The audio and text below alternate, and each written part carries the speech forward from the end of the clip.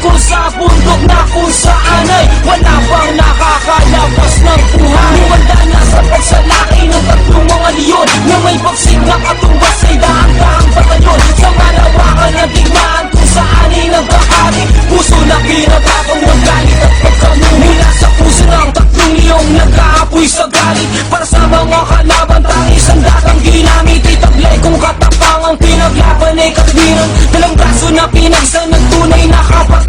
Ilang balutid kalasag ay tatlong simbolong tatak na siyang pumigil sa aking mga luha upang hindi pumata. Hanggang sa tuluyang maglaho ang kanilangan na pumalot, kamatayan ay himarap na walang bakas ng pagkatakot. Sa laban ng walang hangganan sa pagitan ng dalawang panig, ang matitira'y matibay at mahihinay na lupig. Kakalay di ko kailangan o matalas na patalim, kamatayan mong hinahanap. Kaya kung gawing malagis na mahampan na kung pagkakahilay. Nagsisinangin sa mga sandingay, ginanong sa kapag-usulungan ng pakangares na misto ng maharap sa kalay ko na gusto makamala sa aking pagkataong hindi niya giba. At tila din na din ang pagdagan ng kaba, tugok ko para sa buhay mo na akong binababilisan mo dahil kapag naabot na kita kami. Simulang nasa pagsalaki ng tatlong mga leon na may bagsik na katumbas ay daang-daang patalon. Sa malawakan na digmaan kung saan ay nagkahari, puso na pinatapang ng galit at pagkamu. Humanda na sa pagsalaki ng tatlong mga leon na may bagsik na katumbas ay daang-daang patalon. Sa malawakan na digmaan kung saan ay nagkahari, puso na pinatapang ng galit at pagkamu. Bilang pagkanang bumabanat sa mukha mo ay lalapat ang mga pasang iniwan sa balat mo ay babakat pagtuluyang nagsalubong na ang aming dalawang pilay.